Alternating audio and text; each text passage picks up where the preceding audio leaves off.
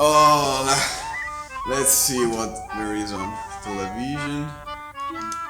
Let's see. No, no.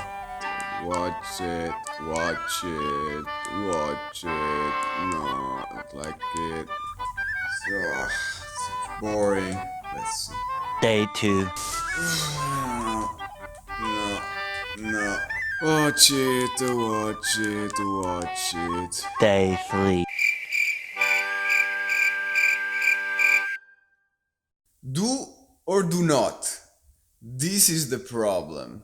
As a marketer, I've always been attracted by the psychological elements that influence people in decision making. They help me understand what happens in prospects' minds during a purchase decision. Will they buy or will not they buy? Besides, decision making techniques guide me in making effective strategic decisions. If you want to learn how to effectively evaluate alternatives, discover what disruptive elements come into play during a decision-making process, and the best tools to use, keep watching this video.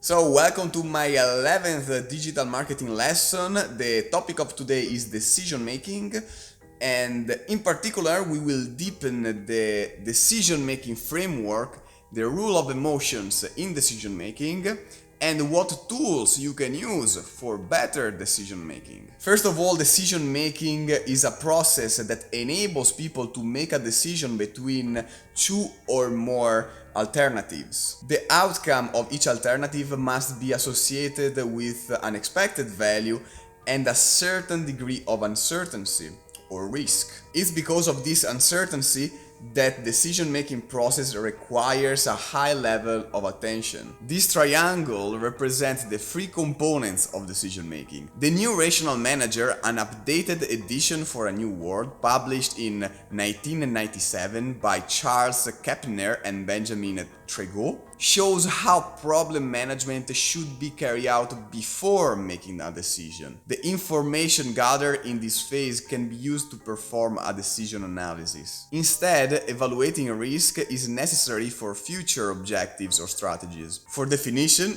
a decision regards an action that still has to happen. That's why decision making needs a risk analysis of the alternatives. Let's start defining decision analysis. It is a process to determine pros and cons of all the possible outcomes. Decision analysis requires a finite number of alternatives. Sometimes the less information, the better. As Robert Duncan explained in his work, Characteristics of Organizational Environment and Perceived Environment Uncertainty, a decision maker seeks information to reduce or eliminate risk. On the other hand, information overload affects negatively decision making and occurs every time there is a gap between the volume of information and assimilation capacity. So we can say that a simplified step-by-step process to decision analysis should be listing all the possible alternatives, setting the parameters to evaluate each alternative, reordering or prioritizing the alternatives according to the degree of attractiveness set by the decision maker, making a final decision. This last step seems obvious, but analysis paralysis is very common in organizations. Overanalyzing or overthinking a situation paralyzes the outcome since a decision is never made. According to the two experienced business managers and educators, Phil Higson and Anthony Stargess, who published Uncommon Leadership: How to Build a Competitive Advantage by Thinking Differently, published in 2014, the decision-making process can be divided in 7 steps. As you can see from this image, a structured decision-making model based on a rationalistic approach can be made by 7 steps. The first step is realizing what decision you need to make and its nature. The second is to gather information. Get relevant information and insights about your decision. What's relevant and what's not? Who can influence the final event? Then identify the alternatives. What different courses of action do you have? What different data interpretations may be possible? Weigh the evidence. Based on the intel you have, list the pros and cons of each alternative and imagine its final outcome. Then, order the alternatives according to your specific value system. Choose among alternatives. Then, take action. Finally, in the seventh step, you have to review the decision and its consequences. Has the outcome satisfied the need in step 1? You may want to review the previous steps and acquire more info on your options, add additional details, and explore other alternatives. The 7 steps of decision-making process is an example of rational decision-making model. It brings logic and order to decision-making and consists of a series of steps which start by identifying a problem or opportunity and end with actions taken upon guided decisions. So what are the benefits in using a rational decision-making model? In 2002, the professor of management Paul Nutt at Ohio State University published Why Decisions Fail, Avoiding the Traps and Bundles That Lead to Debacles. A study based over 400 decisions made by top managers of different organizations. His analysis revealed that 2/3 of all decisions are based on error-prone or controversial tactics. In fact, he said that managers believe that following recommended decision-making practices would take too much time and demand excessive cash outlays. So he mainly identified 3 blunders. The first is a rush to judgment, and it occurs every time managers find issues and patch them up with the first solution that they come across. They fear to leave concerns unanswered and feel the pressure from colleagues and supervisors. The second is represented by the misuse of resources, and it occurs every time decision makers spend money on an evaluation to support a hurried selected decision. In fact, they should also invest in other aspects of decision making, like gathering information about the concern, set expectations, and find who may stop action. The third is a failure-prone tactics, because managers approach to decision-making with the wrong methodology. For instance, Nat highlighted how important participation is. Decisions with a prior participative phase grant over 80% of success. And he revealed that only 1/5 of decisions are founded on participation. In conclusion, he said that following good decision-making practices actually costs very little, especially when you compare it to the cost of dealing with the consequences of a debacle. The difference between decision analysis and problem management is that the latter is a process that takes care of the life cycle of every problem in an organization. It includes all the necessary activities to identify what caused a problem, and this is called a root cause. It studies how it can be solved, how to implement the resolution in the organization, and how to prevent the same incident over time. Another scope of problem management is to store the information and the workarounds of an issue to reduce future number and impact of incidents. Problem management activates every time something affects negatively the organization. Now the next question is, how can you diagnose and fix problems in your business? And I have already answered to this question in a super detailed video about service blueprint. I've linked it in the description below. So now, how can we define risk management? The International Organization for Standardization codified the risk management standards and gave this definition. Risk management represents the coordinated activities to direct and control an organization with regard to risk. In the same document, they define risk as the effect of uncertainty on objectives. In other words, risk management is the process to decrease or eliminate risk. Risk is mainly composed by 2 elements: the probability that something goes wrong and the cost or negative consequences of the worst scenario. In other words, the outcome when something goes actually wrong. How can you identify and decrease risks in a business. In brief, the prior step to risk management is risk analysis. It includes all the activities to identify threats and estimate their likelihood to materialize. The first move is listing all the possible threats. You can simply brainstorm them or use two powerful tools. The first is the SWOT analysis and the second is the Porter's 5-force analysis. I have already explained these tools in other two videos that I linked in the description below, so if you want you can watch them later. Now let's see the formula with which you can estimate the risk. Risk value is equal to probability of an event multiplied by the cost of an event. And now that you are in front of this formula, I can bet that you don't know how to calculate the probability of an event. So let's see how to do it. To calculate the probability of a random event with mutually exclusive outcomes, you can use this formula. The probability is equal to the event divided by the number of outcomes. An example of event with mutually exclusive outcomes is a horse race.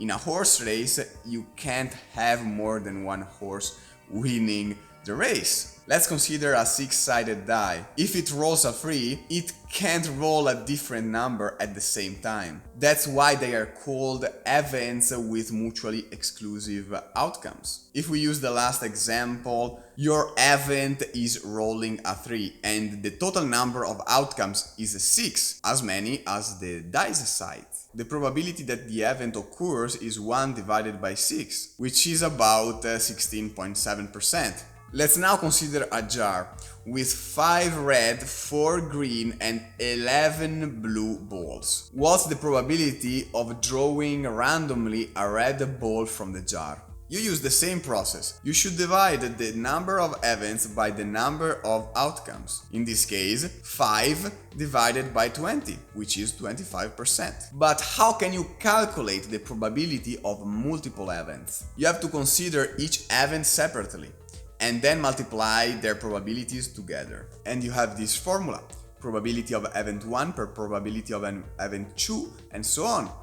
And this multiplication is equal to the probability of multiple events. Let's consider the same example of the jar. How can you find the probability of drawing a red ball the first time, a green ball the second time, and a blue ball the third time? So you should calculate the likelihood of each event separately. But keep in mind that you are extracting a ball every time. It means that the total amount of balls decreases of 1 per drawing. So in this case, you have 5 20th per 4 19th per 11 18th, which is equal to 3.2%. You can replicate this formula also for the six-sided die, but in this case the events are separate and they don't influence each other. So the probability to roll the same number for 2 consecutive times is 1/6 per 1/6 is a 2.8% of probability. So once you have estimated the risk value, you can proceed by choosing a risk management strategy. You would avoid the risk when there are no relevant advantages for your organization to take it. You would share the risk with partners, team or third-party organizations. For instance, when you purchase a health insurance, the deductible is the risk value you are willing to take. Another example can be represented by joint products, where multiple companies unite to produce and market a product or service, or a differentiated investment portfolio. As a last resort, you could accept the risk when the insurance cost is higher than the value of potential losses or when the possible gain is worth the risk. Even if you accept the risk, you should activate preventive strategies to identify possible weak points and take actions to reduce the probability of unfavorable events. Now that you have an overview on what decision-making framework is, let's see how emotions influence the decision-making process. Decisions can be divided into 2 categories. They can be programmable, when they regard routines or repetitive processes governed by standard procedures, and they are usually characterized by a low degree of risk. Decisions can also be non-programmable or unexpected. They are related to new situations which require specific tactics, and they are characterized by a higher level of risk. In both cases, you can use a rational approach by evaluating each option and analyzing them in terms of cost and benefits to maximize earnings and minimize losses. However, emotions will always limit the quality of logic and generate irrational decisions. Emotions are the most disruptive factor in decision making. They are inevitable, they can mislead, and alter perception. They can be fear, contempt, anger, delight, joy, panic, anxiety, frustration, enthusiasm, excitement. Emotions are additional information to consider in decision making. They guide attention towards certain aspects rather than others, and they can be used in heuristic decision making strategies. Heuristic decision making focuses on unconscious rules and some variables rather than others. It decreases cost and time in decision making, resulting far quicker than step-by-step processing.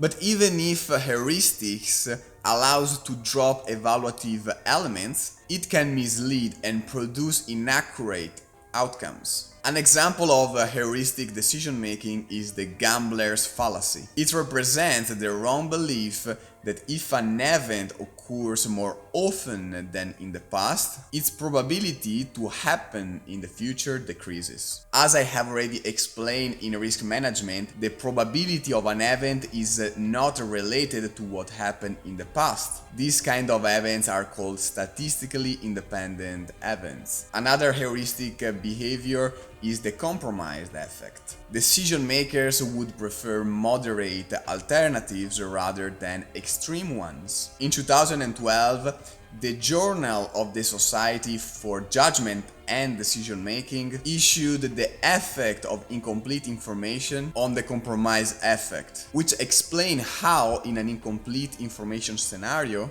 the most regular decision is more appealing because it contains elements of either extreme. Think of a value ladder or a simple offering used in marketing. Companies should always offer free alternatives. For instance, at the movies you can buy a small, a regular and a big soda. About the 60% of people will pick the middle soda. That's why the middle alternative represents the core business of such companies. In 1879, the Journal of the Econometric Society published Prospect Theory, an analysis of decision under risk, written by the two Israeli psychologists Daniel Kahneman and Amos Tversky. As opposed to the rational decision-making model, they offered a more realistic key to reading based on empirical experiments of cognitive psychology. Cognitive psychology studies the mental processes to acquire, elaborate, memorize, and eventually recover information. Let's dive in the two lottery dilemmas. Now I will make you two questions and you have to decide between two alternatives.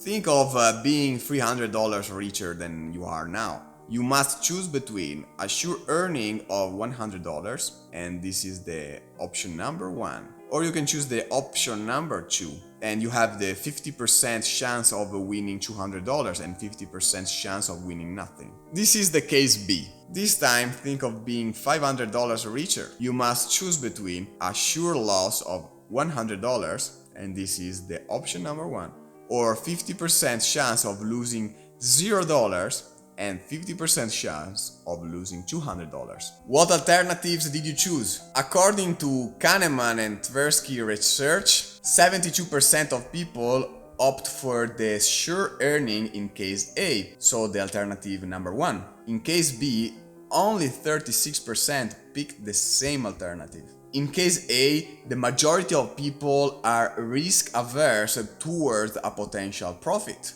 Instead, in case B, the same people are risk prone for a potential loss. It means that people perceive moderate losses almost double time more valuable than modest profits. The two dilemmas are presented in different ways, but they share the same choice. $400 for sure, or a lottery with equal possibility to win $500 or $300. According to the principle of invariance, we would expect people to pick the same choice in both dilemmas. The theory of a prospect explains this phenomenon with three psychological aspects that affect decision making. The first is a framing effect. During a decision making process, people are influenced by their past and surrounding context. In particular, distinct dilemma formulations affect the perception of the starting point,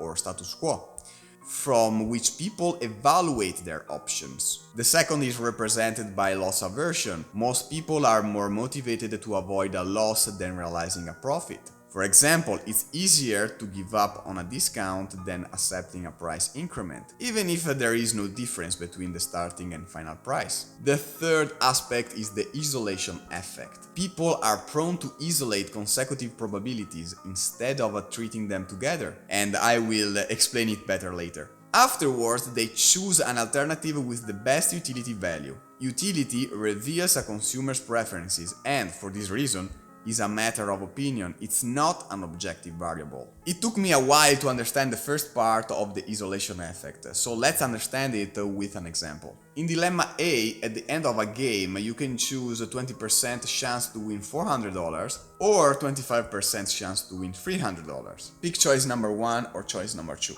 In dilemma B, you are playing a game with two phases. You have a 75% chance you finish the game without winning and a 25% chance to pass the first phase. If you pass the second phase, you have this choice: $300 for sure or 80% chance to win $400. What alternatives did you choose? According to Kahneman and Tversky, 65% of the audience would choose the alternative 1 in dilemma A, and the 78% the alternative 1 in dilemma B. The two dilemmas are formulated differently, but they have the same outcomes. According to what I have already explained in risk management, to calculate the probability of multiple events, you have to multiply with each other distinct events. So the final probabilities of dilemma B are 25% chance to win $300, since you have to pass the first phase of the game, and 20% chance to win $400, since you have to pass the first phase and win the 80% chance consecutively. This is the isolation effect. In conclusion, the prospect theory explains us how people's risk appetite increases in circumstances of loss and decreases in circumstances of profit. They tend to choose the closest alternative to their starting condition or status quo. Daniel Kahneman and Amos Tversky also demonstrated how affect heuristic influences decision making. Affect heuristic shortens the decision making process and lets people attribute a value to alternatives according to their emotional response, or affect in psychological terms. For example, if you read the word lung cancer, your emotional response is related to fear. But if you read mother's love, you generate a feeling of affection and comfort. It means that words play a fundamental role in decision making. Let's use the Asian disease problem to better understand this concept. In problem A, a new Asian disease invades the United States and the life of 600 people is at stake. You can choose between two action programs. If you pick the first choice, 200 people are saved. If you choose the second, you have a 1/3 chance of saving everyone and 2/3 chance of saving no one. In problem B, you have the same Asian disease but the different action programs. Solution 1, 400 people die. Solution 2, 1/3 chance that no one dies, 2/3 chance that everyone dies. What alternative did you choose? The content of the two problems is the same.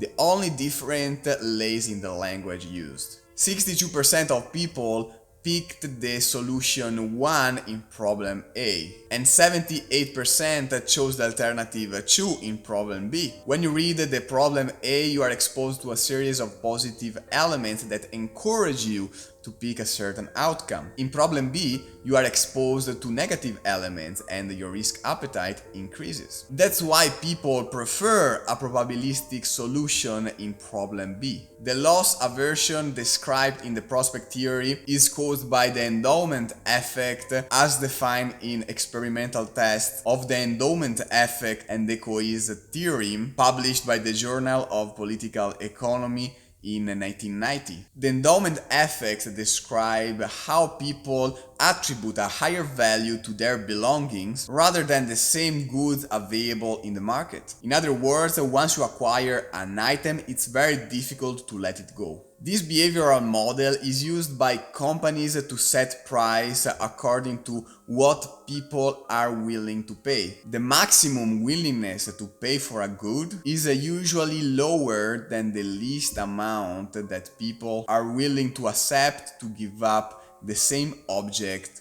when they own it. As a marketer, I'm very curious about the endowment effect in decision-making process. During summer, shores are populated by holidaymakers and hawkers. They usually sell bracelets and necklaces, and they invite you to wear the product and say, keep it, it's yours, it's yours. In those moments, they are exploiting the power of the endowment effect. We perceive realities through certain representations generated by emotions, informations, and experiences. When these representations are consolidated over time, they are called beliefs. Our brain tends to confirm our beliefs as much as possible in an attempt to save psychic energy and increase a sense of identity. Besides, how could it be possible to make faster decisions on a daily basis without beliefs? The problem is that their effect is not always positive, and they can create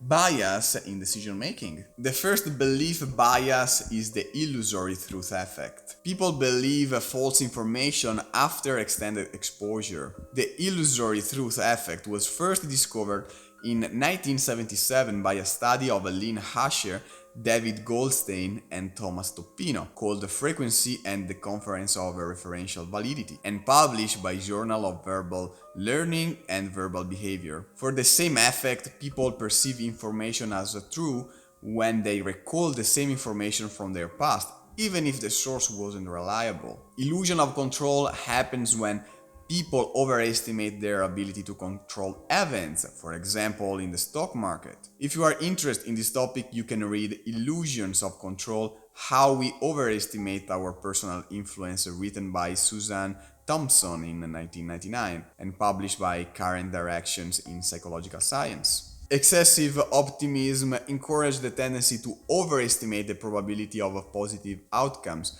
and underestimate negative outcomes. The selective perception means underestimating information which contradicts our prior beliefs. In other words, selective perception encourages people to ignore opposing viewpoints and select only the elements that they want to assimilate. You can learn more about this phenomenon in Perception and Misperception of a Bias in Human Judgment, written by Emily Pronin and published by Trends in Cognitive Sciences in 2007. Then there is the attribute bias. People tend to award themselves the successes and award the insuccesses to others. The authority bias is when people think they are able to predict the outcome of a probabilistic event just because the source of their information is an individual that they esteem and respect. Home bias happens when people prefer choices which are geographically close, national, regional, or local, or with which they have an emotional tie.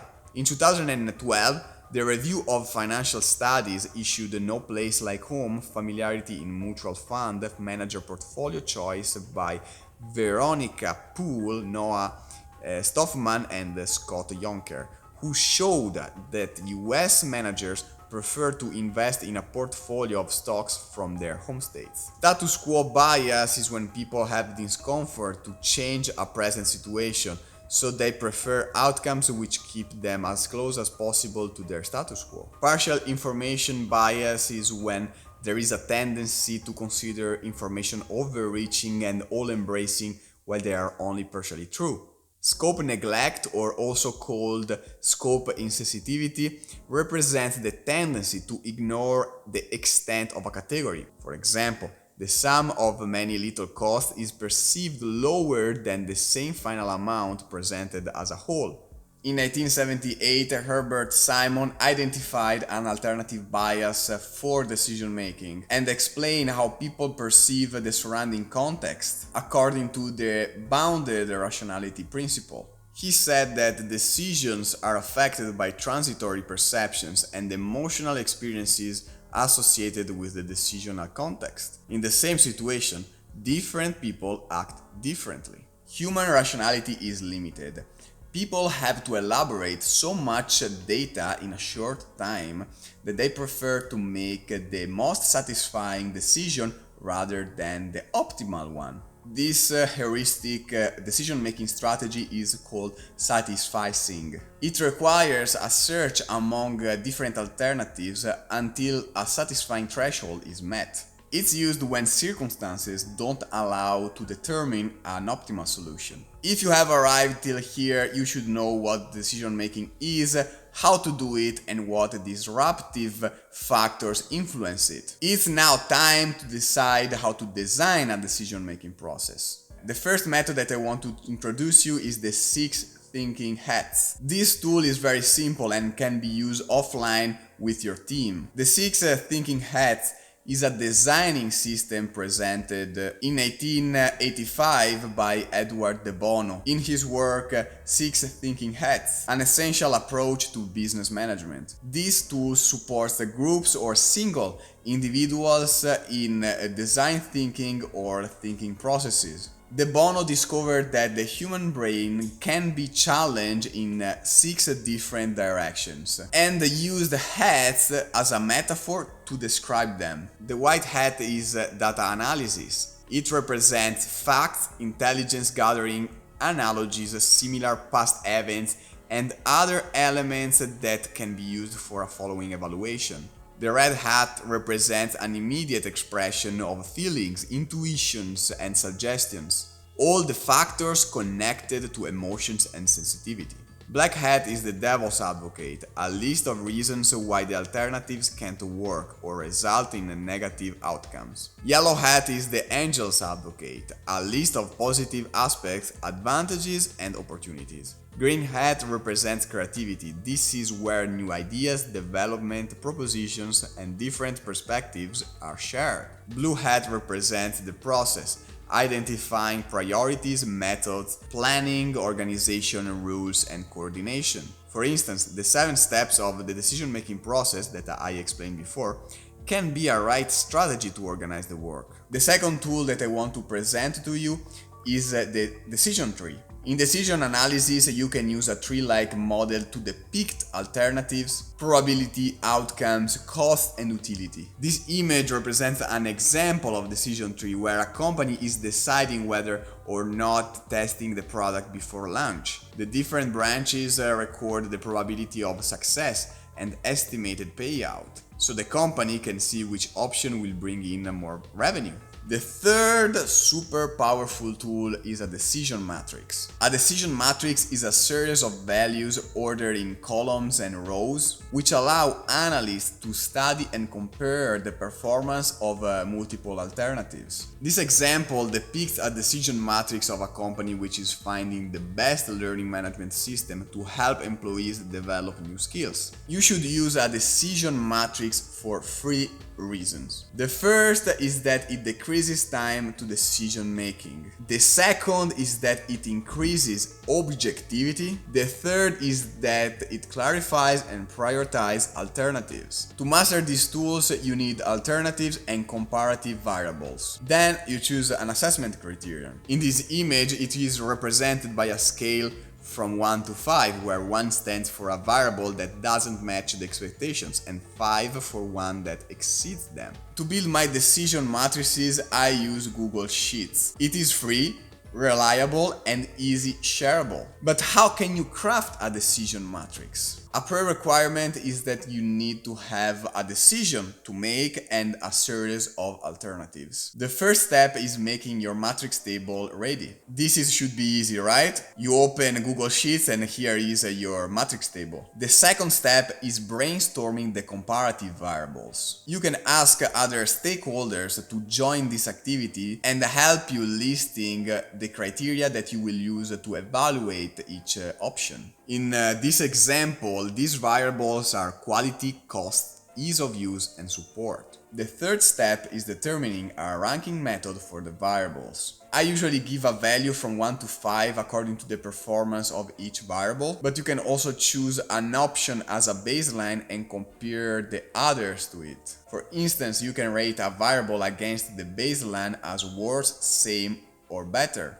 This is called PAG matrix method. This image represents a PAG matrix where a company is determining the best prototype among 3 alternative proposals. The fourth step is weighing the variables. This passage is optional, but it is useful if you attribute a different value to each criterion. This image represents a decision matrix which breaks down the rankings of 4 restaurants. This time, variables are in the first row and alternatives in the first column. The fifth step is scoring your options by multiplying a criteria weight by each value. As you can see from this image, the Japanese restaurant is the winner. Decision making can also be carried out with a pros and cons list, which is technically known as decisional balance sheet or decision balance sheet. This image depicts a list of pros and cons of social media advertisement. With this method, you can point out the options that meet the necessary criteria or that are too risky to be supported.